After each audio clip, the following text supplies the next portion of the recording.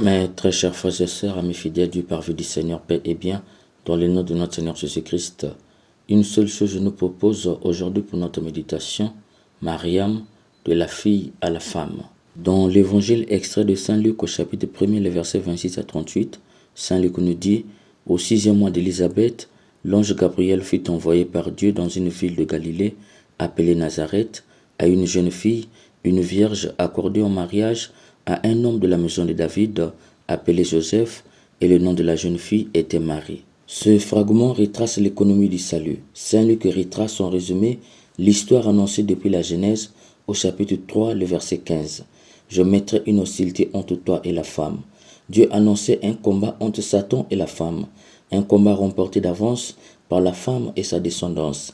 Isaïe, le prophète de la messianité, dira que la femme en question sera vierge et jeune, confère Isaïe les chapitres 7 jusqu'au chapitre 14. Saint Luc fait de la récupération. La femme annoncée dans la Genèse, révélée jeune et vierge par Isaïe, qui enfantera le Messie, a pour nom Marie, de l'hébreu Mariam, qui signifie l'aimé de Dieu. L'ange entra chez elle et dit, « Je te salue, comblée de grâce, le Seigneur est avec toi. » À cette parole, elle fut toute bouleversée et elle se demandait ce que pouvait signifier cette salutation. L'ange lui dit alors, « Sois sans crainte Marie, car tu as trouvé grâce auprès de Dieu. » En lui disant salut, il faut entendre par là kairé en grec qui signifie réjouis-toi, car grâce à toi nous avions remporté la victoire et tu as été le fer de lance. En lui disant comblé de grâce, que karitomene en grec, il faut entendre par là que l'ange lui donne les raisons qui fait d'elle le fer de lance de cette victoire. Elle est sans péché, immaculée conception. En lui disant le Seigneur est avec toi, ô Kyrios Metasso en grec, il faut entendre par là que l'ange lui révèle, étant donné que tu es immaculée conception, tu es d'avance la mère du Messie. Autrement dit, tu es la mère du Messie depuis la faute d'Adam. Ici, nous pouvons comprendre le pourquoi Marie est bouleversée, car elle ne savait pas ce qu'elle était réellement. Et l'ange lui révèle le mystère de sa vie. Nous pouvons comprendre également le pourquoi l'ange lui dit « Ne crains pas, tu as trouvé grâce devant Dieu ». Il faut entendre par là « Ne crains pas, tu recevras toujours toutes les grâces d'auprès de Dieu ». Autrement dit, étant donné que tu es immaculée conception, sans tâche, Dieu pourvoira toujours à tes besoins. Mes chers frères et sœurs, allons plus loin pour comprendre. Par cette phrase, tu as trouvé grâce auprès de Dieu, Saint Luc nous révèle déjà que Marie est l'intendante des grâces de Dieu. Dieu lui donne tout pour qu'elle en distribue à tous ses enfants. Saint Luc marque l'insistance sur l'intercession de Marie. Qui se rapproche d'elle recevra les grâces que Dieu donne à sa fille. Le terme auprès est capital, car il s'agit de recevoir toutes les grâces de Dieu. Il s'agit en fait de tout sauf rien. Saint Luc révèle que Dieu ne refuse rien à cette femme de la Genèse qu'Isaïe annonçait jeune, qui accouchera vierge et dont le nom est Marie. L'ange dit encore, « Voici que tu vas concevoir et enfanter un fils, tu lui donneras le nom de Jésus.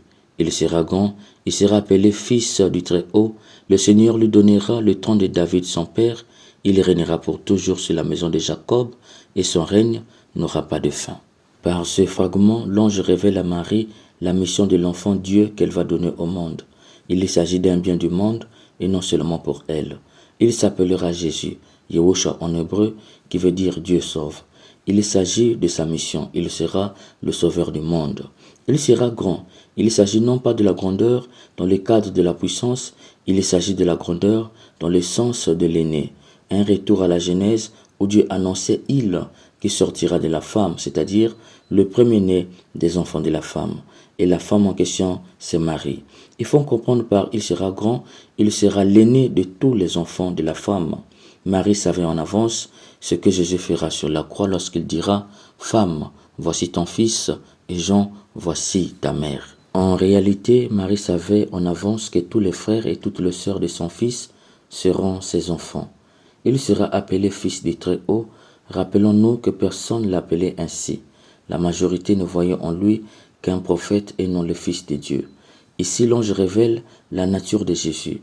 Il est de toute éternité le fils du Père, c'est-à-dire l'engendre du Père. Cela veut dire que c'est Dieu en personne qui vient au monde. Autrement dit, c'est lui qui est l'égal du Père par nature, homoousios, consubstantiel à lui, c'est lui qui épousera la nature humaine par celle de la Vierge Marie. Le Seigneur lui donnera le trône de David son père. Trône en grec Il faut entendre par là le gibet, c'est-à-dire la potence où l'on exécutait le condamné à la pendaison. L'ange annonce en fait la croix. Tout a été dit par l'ange à Marie en avance. Dieu n'a rien caché de son plan de sauver le monde à Marie. On peut comprendre pourquoi plus haut l'ange avait dit à Marie, tu as trouvé grâce devant Dieu. Car le projet que seuls les anges pouvaient savoir, pour la première fois, Marie, un être humain, devient celle à qui Dieu révèle ses grands projets. Dieu révèle que son trône c'est la croix. Il sera crucifié. Nous pouvons comprendre le pourquoi sur la croix. Saint Jean nous dira, et Marie sa mère était debout. Quand on perd son fils unique, une mère n'est jamais debout. Elle roule, elle est ténue. J'ai été témoin récemment d'une mère qui avait perdu son fils par accident. Elle était inconsolable, tellement qu'elle souffrait qu'on avait pris la décision de l'interdire d'aller au cimetière. Il n'y a pas plus grande souffrance pour une mère que de perdre son enfant, surtout celui qui travaillait. Marie, elle était debout, ce qui n'est pas normal. Pourquoi était-elle debout? C'est parce qu'elle avait tous les dossiers. Elle savait que Jésus passera par là et ressuscitera. C'est d'ailleurs la raison pour laquelle l'Église dédie tous les samedis à la Vierge, car le samedi qui suivait le vendredi de la passion, de la crucifixion, de la mort, la seule personne qui avait gardé sa lampe de la foi allumée en la résurrection, c'était Marie. C'est par endroit la raison pour laquelle les évangiles ne font pas mention de Jésus ressuscité qui vient rencontrer sa mère Marie. Puisque l'option prise était la foi, Jésus apparaissait à celles qui avaient perdu la foi. Dire qu'il était apparu à Marie sa mère serait mettre en cause sa foi.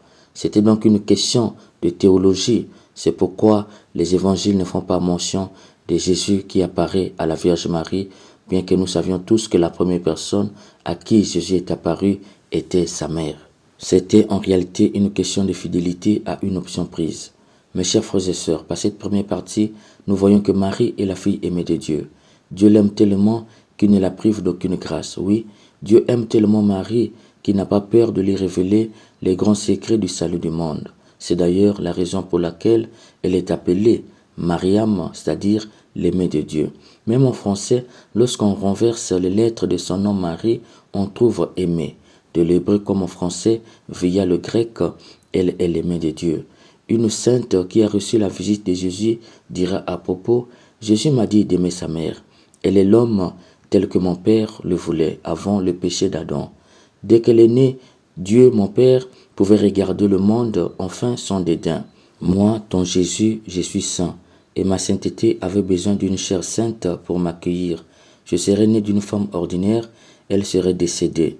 Sa chair souillée n'allait pas supporter ma sainteté. Au demeurant, cette première partie de cet évangile de Saint Luc nous révèle que Marie est vraiment la fille aimée de Dieu. En cette deuxième partie, Marie dit à l'ange, « Comment cela va-t-il se faire puisque je suis vierge ?» Cette interrogation a deux sens. Le premier, il vise l'inquiétude d'une jeune fille priante. Souvenons-nous, et Marie dira à la suite, « Je suis la servante du Seigneur. » Il faut entendre par là l'une des filles qui consacraient leur virginité au Seigneur pour être dans le temple comme des servantes. Pour elle, tomber enceinte signifie que Dieu n'a pas accepté le don de sa personne. Puisque tu dis que Dieu ne me refuse rien, donc n'a-t-il pas accepté le don de ma virginité? Le deuxième, indirectement, Marie inaugure le temps nouveau. Souvenons-nous, avec Abraham, Dieu disait quitte et Abraham quittait sans poser de questions. Avec Marie, c'est le temps nouveau. Fides quaerens intellectum. La foi doit être intelligente. Le temps nouveau inaugure le temps où la foi devient une foi questionnante. L'ange lui répondit, « L'Esprit Saint viendra sur toi et la puissance du Très-Haut te prendra sous son ombre. C'est pourquoi l'enfant qui va naître sera saint et il sera appelé Fils de Dieu. » Par cette réponse, l'ange confirme que la virginité qu'elle avait consacrée à Dieu a été acceptée. Elle sera enceinte tout en étant vierge.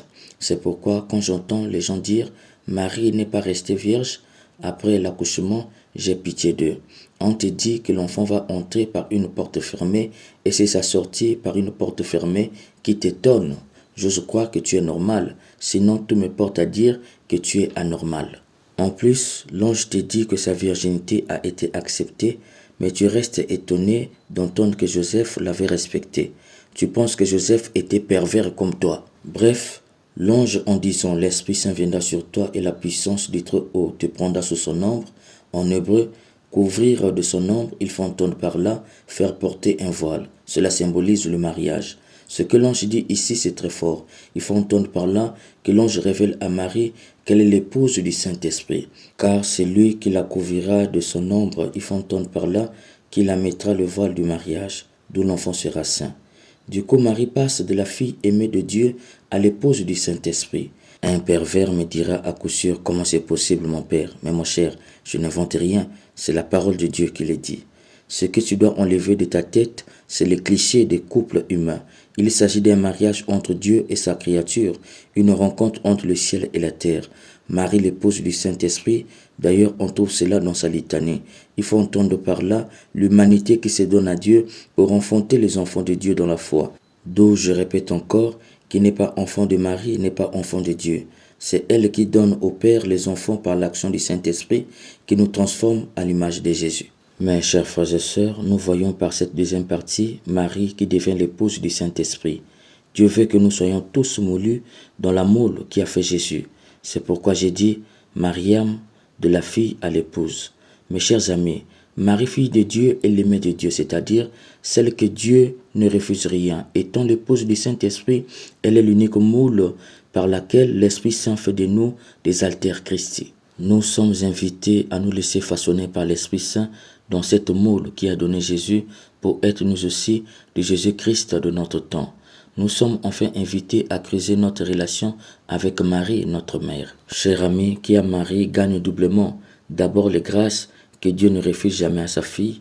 Enfin la transformation par l'Esprit Saint pour être lui-même un autre Jésus-Christ pour son temps. Ô Marie, en ces temps où l'Église est vraiment touchée à l'intérieur, fais-nous entrer dans ton ventre pour que l'Esprit Saint nous façonne afin que nous naissions des autres Jésus-Christ dont cette Église a besoin pour la faire briller davantage au cœur de ce monde. Amen.